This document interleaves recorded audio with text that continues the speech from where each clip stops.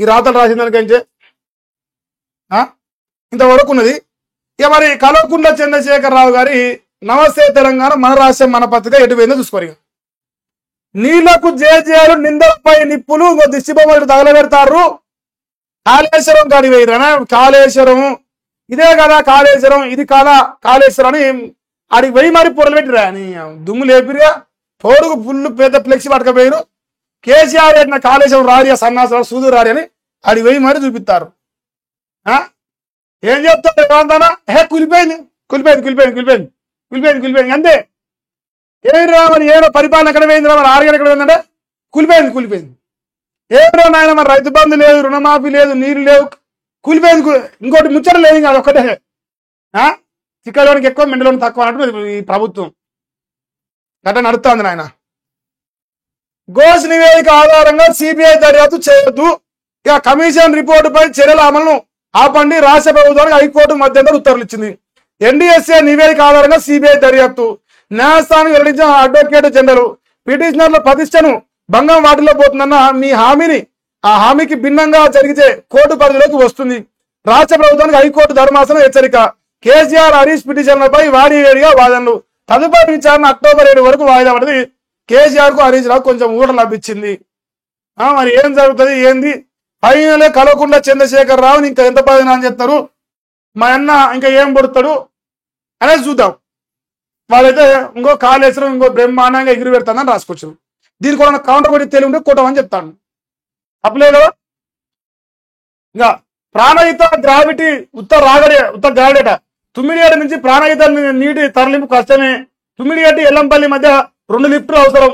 మొత్తంగా 48 మీటర్ల ఎత్తుకు ఎత్తిపోయాల్సిందే. తుమ్మిడి వద్ద బ్యారేజ్ నిర్మాణం కష్టమే. 6.4 కిలోమీటర్ల పొడవుతో నిర్వహణ భారం. ప్రతికూల పరిస్థితులు సాంకేతిక సవాళ్ళు అనేకం. అక్కడ పర్యావరణవతులు సాధ్యం.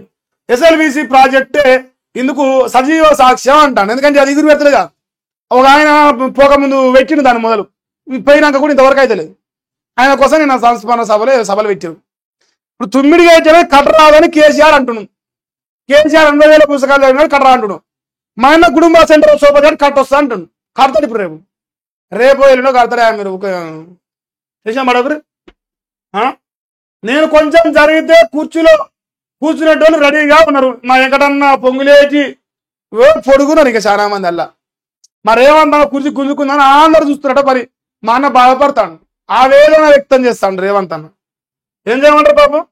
ఇగో ఇప్పుడు ఈ పంచాయతీ వీళ్ళు బాధపడతారు చూసుకోరు. మోదీ చేతికి రేవంత్ అధికారం ఇచ్చినట్టు రాష్ట్ర పోలీసులతో కాకుండా కేంద్ర ఏజెన్సీలతో విచారణ. హోంశాఖ తానే చూస్తున్నా పోలీసులపై నమ్మకం లేరా అని చెప్పేసి అంటున్నారు. రాష్ట్ర ప్రభుత్వ అధికారాన్ని కేంద్రం అప్పగిస్తున్న రేవంత్.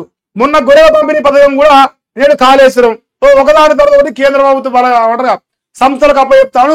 మన ప్రభుత్వం గుడ్డిగుర్రు అలా పన్ను తగ్గుతుంది కాబట్టి ఒకటి పోలీస్ శాఖ హోంశాఖ ఎగిరి పెడతాను కాబట్టి మరి అన్నతో దమ్ములేదు. అంటే అన్నకు కేసీఆర్ టచ్ చేసి అంత గుజ్జులో దమ్ములేదు కాబట్టి ఇదంత కథ సినిమా. కేసీఆర్ టచ్ చేసి ఉంటే బాగుంటుండే. ఇంకేంది సీఎం రేవంత్ నిర్ణయంపై కాంగ్రెస్ సంస్థలో విస్మయం అంట. అన్ని కేంద్రానికి ఇచ్చే రాష్ట్ర ప్రభుత్వం ఎందుకనే ప్రశ్న వస్తుందంట. బీఆర్ఎస్ కేసీఆర్ హరీష్ ను బదనాం చేసేందుకే సిబిఐ విచారణకు అప్పగిస్తున్నారనే విమర్శలు కూడా వస్తున్నాయట. కాళేశ్వరంపై సిబిఐతో దర్యాప్తు చేయండి. ఇంతవరకు అన్నగారు రాశారు. కాళేశ్వరం కోసమే గేట్లు ఓపెను. సిబిఐకి అనుమతి. ఒక్క కేసులోనే ఇక కేసీఆర్ గారిని బదనాం చేయొచ్చు. ఏదైనా సరే నెక్స్ట్ ఇంకా దాదాపుగా ఇంకా ఎన్ని నెలలు ఉందా 40 నెలలు ఉందా 39 నెలలు ఉండదు ఇంకా ప్రభుత్వం. ఈ 39 నెలలు కూడా KCR Kaleshwaram NDSA Ghosh high court supreme court Kaleshwaram కూలిపోయింది ఒరిగిపోయి ఇదే బతుకు అవుతుంది. ఇంకెళ్ళదు ఇదే బతుకు. పని చేతగా అప్పుడు ఏం చెప్తారు వాళ్ళు. పని చేతగాని పనికి మాలినని ముఖ్యమంత్రి చేస్తే పనికి మాలిన పనులే చేస్తారు. పనికొచ్చిన పనులు చేస్తూనే ముఖ్యమంత్రి చేస్తే బాగుంటుండే. అది లెక్కన ఇంతవరకు మరి కాళేశ్వరం పైన మా నమస్తే తెలంగాణ వాళ్ళ బాధ మొత్తం రాసుకొచ్చింది. ఇప్పుడు దీనికి మా రైతుల బాధ చూడరిక. యూరియా సంక్షోభం మరింత జటిలమైంది. రాజన్న సిరిసిల్ల జిల్లా గంభీరావుపేటలో యూరియా కోసం నిలబడి క్యూలోనే సొమ్మసిల్లిన రైతు పెండెల మల్లయ్య గారు. ఈయన రైతు కాదు, ఇప్పుడు ఈయన బీఆర్ఎస్ పార్టీ కార్యకర్త. మరి రైతు అంటే ఎవడన్నా కాదు ఉంటాడా అని గమ్మతున్నారు.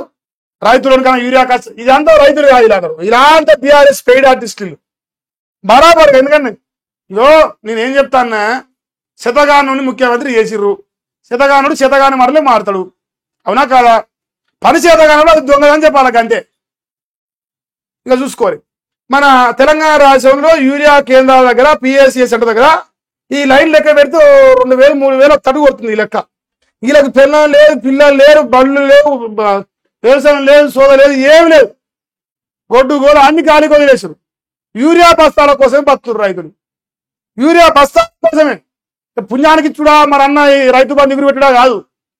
అరే పైసలు ఎత్తే నాయన మాకు యూరియా అంటే అది చేతగా తెలియదు. ఈ రకమైన బారులు ఉన్నాయి. ఇందిరమ్మ రాజ్యం, ప్రజా పరిపాలన తప్పే ఉంది గమ్మత్తు.